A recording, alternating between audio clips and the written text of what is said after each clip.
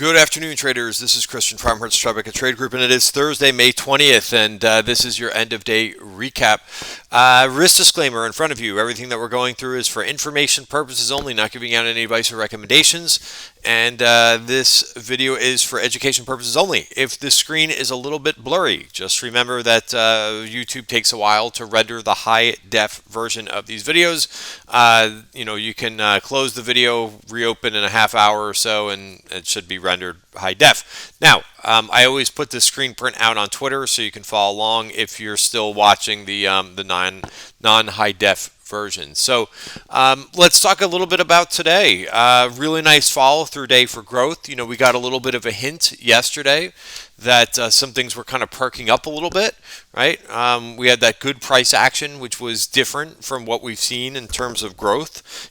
Sometimes, for instance, what I'm referring to is sometimes we kind of gap up a little bit and the growth names are outperforming and then they kind of slide back and give back gains for the day. Yesterday was different. Everything started down, right? The whole market started the day down, and growth were the areas that outperformed. Specifically, three of the areas that we talked about yesterday were the semiconductors, the solar areas, clean energy, which has been, a train wreck this year, so far in 2021, and the Chinese internet names. And, it wasn't, and also, software did pretty well yesterday too. But, all in all, it's just, something has to kind of start and kind of lead that growth group higher. And, so, what I had yesterday, the theme of the day was, it was encouraging, on, yesterday. And, what was kind of interesting is in the overnight market, it was quiet. The overnight market was actually, equities were down a little bit.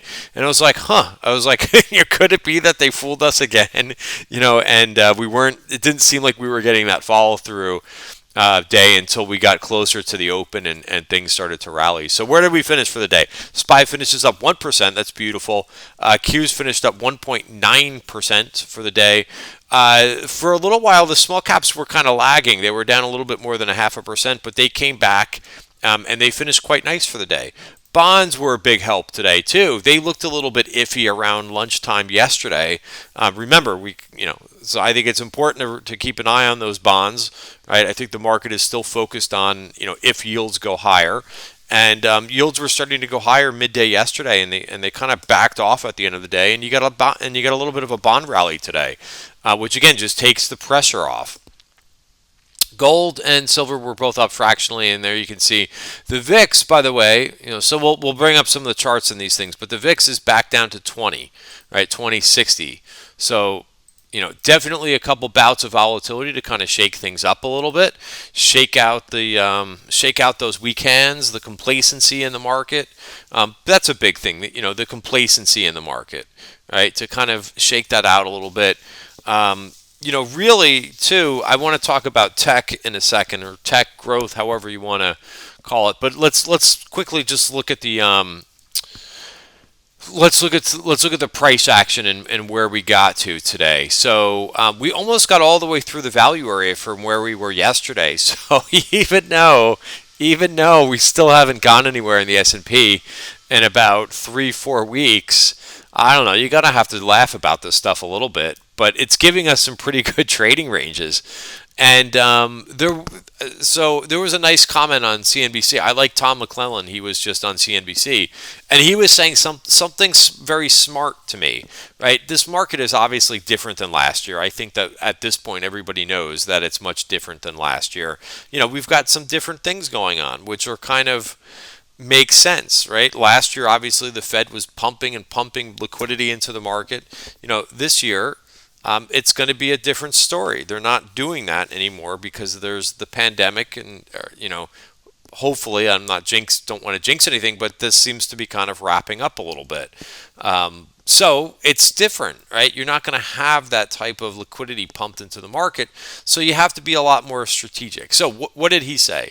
Well, he said that you should be kind of trying to buy the dip here and there, and then making sure not chasing. Now I'm putting words in his mouth, but I think you really just have to be strategic with this market. You got to kind of wait, be patient.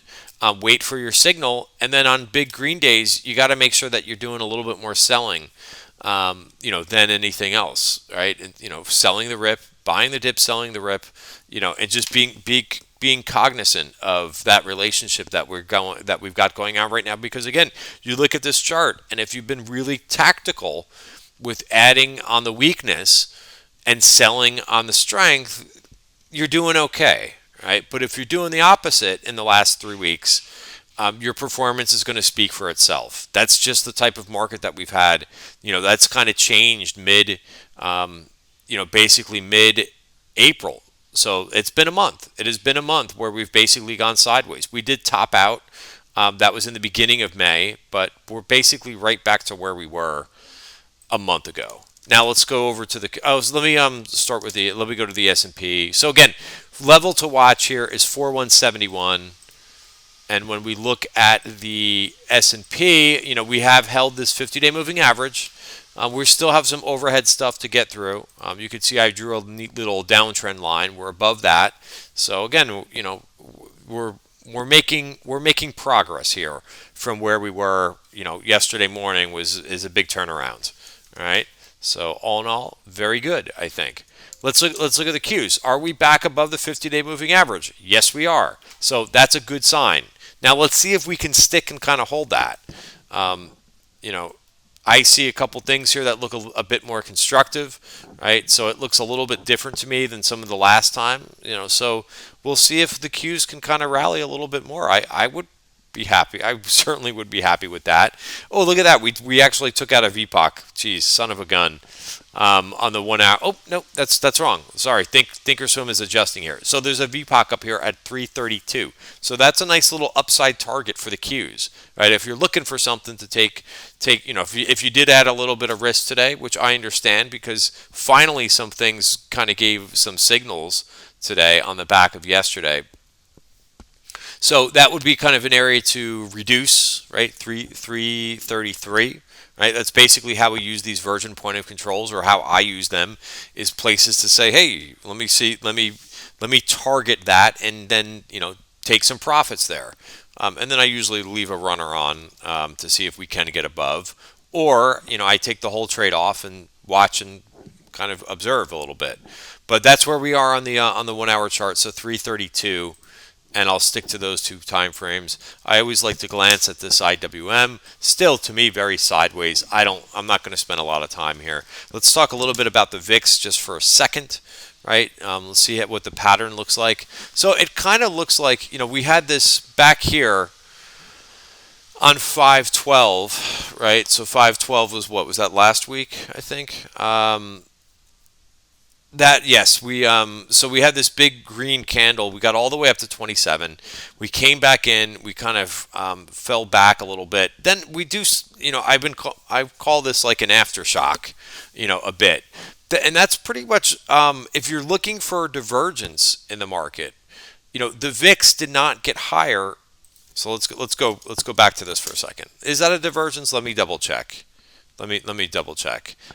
It's not really a divergence. I was going to say that the S&P went lower. The S&P basically got very close to testing the prior week's lows. And notice if we go back to the VIX did not make a new high on that. So it was a little bit of subdued volatility. So it's almost a divergence. I was almost so excited there for a second to find a nice divergence in the market, but I think it's still significant, right? We got up to a 28, 29 yesterday, definitely lower, right? Only a 25, 26. Sorry, we did not get to 26, almost to 26 intraday in the VIX. All right.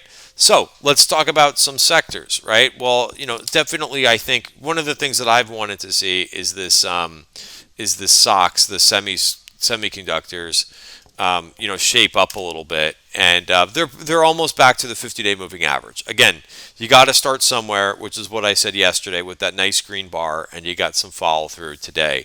So we have Applied Materials that came out. I saw them up. Let's double check. I know that they a lot of these names. The issue with why this is a little bit difficult is there's a lot of overhead resistance, right? you could see that 133 VPOC being taken out.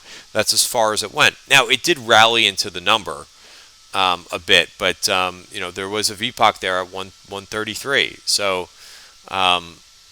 that's what we're facing with some of the growth names. Palo Alto, though, pretty darn good. This is one. I'm long a couple cyber names, but this is not. I kind of have enough on this of this space. Fortinet has been a name. It's funny. This Fortinet. It's like what's the Rodney Dangerfield, right? No respect. This name gets no respect. It's a cyber name, and it's just been marching to the beat of its own drummer lately. Look at the beautiful trend this thing is in. So I've been buying this thing on dips. I put a call spread on a few days ago on this. We saw this beautiful looking call spread that went up on Friday. They really kind of, sometimes I call it sneaky, but it seemed like they disguised the flow. They put on a really nice June 210, 220 call spread. It traded about 8,000 contracts aside. So I looked at that, looked at the chart, and said, hey, you got a little bit of a dip in this thing. So I found that trade, I think, late on Friday, and we talked about it in the weekend webinar, and this thing's working pretty nice. I was able to take target number one in FTNT. I've got a lot of time on this trade, but I wanted to take the first target there. All right. So we talked about the semiconductors. They still have to get over the 50-day moving average. What else did pretty well? So they were up 2.5% for the day. Look at the follow through on the solar names, guys. Up 4%. I was able to take some more profits in that trade that I put on yesterday in solar. That was the Sunrun. But we spent some time talking about that. It is a little bit difficult analyzing these charts because they've got so broken down, right? So for now, I'm still saying, hey, I'm taking profits into a couple days of gains, and then kind of watching a little bit, right? If I decide to put something on, right, where I'm really bottom fishing, or playing a range. I've been trying to focus on the 1 hour charts because you could still find support to trade off of. But here was the target that I was looking for in this run, which got it, and took the trade off, right? So solar. So here's this. Where's my run? Yeah, I actually took a target this morning and then took the rest of the position off.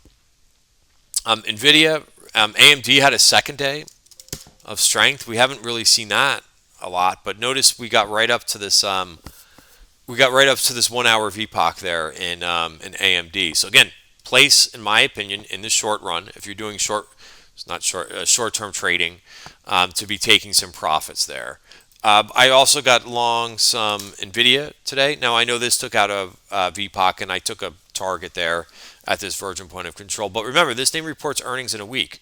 I do think the technicals look a little bit better in this name than the overall when I was showing that SMH and SOXX chart. A little bit better strength in NVIDIA. Now it's gotta continue to power through the May value area, but I like what I see here.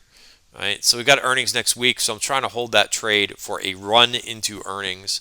Also, while I'm on this space, really nice move in Lam Research today. Also, ASML, kind of best in breed in there too. Gets all the way to the top of value. Let's see if that can break through value. Certainly has spent enough time going sideways. So yeah, it's this is what I wanted to see. I really think for me, in my trading plan process, I like to see the semis strong. I think that there is something to that. So I'm very pleased to see this group have the 2-day price action that it saw. Tech was also up 1.9% for the day. The internet, nice move by Facebook, right? We were talking about this name, showing some relative strength out of the FANG group and out of tech. Google didn't get to the top of value, but still acted well today, up 1.5% for the day. Another tech name, just to kind of, I did not put this trade on because I just didn't want to add. I I was really trading a lot today because I like the momentum and I like the follow through action. But this Dell is going to be something to watch, I think. Right, lower, kind of older school name, lower volatility. I was going to say. PDD, that's a name I think we talked about yesterday. But the Chinese, obviously the Chinese internet group, strong. Um, C, which saw, has continued to see some option activity, right? So this will be a fun one to watch the next couple days. So this took out a virgin point of control and managed to get back above it. That's to me a good sign. Let's see if it can stay above there. But remember, this thing had a nice reversal just a couple days ago on earnings, and look at it power through. So like I said, a lot of option activity in this thing today. So it looks like somebody was positioning in this thing today. And again, it's not extended here. Now, again, a lot of these charts, you got a lower high here. So it's going to be important, the next week or couple days, however long it takes, to see if this thing can kind of get back and make a new high. And I think the more that we see that in growth and tech, the better. All right, so that name saw option activity. That's top of my list. MasterCard continues to see option activity. Again, another name that's buried below the 50-day moving average, but they're giving themselves time. There's a lot of September big size calls that went up in MasterCard. So again, a work in progress, but there's positioning going on there. All right, the financials saw a little bit of action. I put a small trade on in XLF. A few other things that saw. We mentioned PDD, which also saw option activity. UNH also saw a little bit of calls, and that's close. If you're looking for something, I don't want to say defensive, but again, being diversified right now, I think is better than just positioning all in one particular group. So I'll be watching this one. I did not take that trade. We'll just go back to my trades. I got to wrap up this video because we have a member video with one of our new additions to the TTG team. He's been crushing it. So we'll be having a member webinar shortly, and we'll be going over his trading style and his process, and how he's been crushing it and providing the trading room with some really great setups. He's been finding that relative strength and been really finding really nice setups in a tougher market. XLV, this was a trade that I added to yesterday. Let's see where this ended for the day. But yeah, you got nice results here. Nice move higher. I think it's kind of interesting. What's going on in some of these names. Bristol Myers broke out today, or broke. I think that's a new high for Bristol Myers.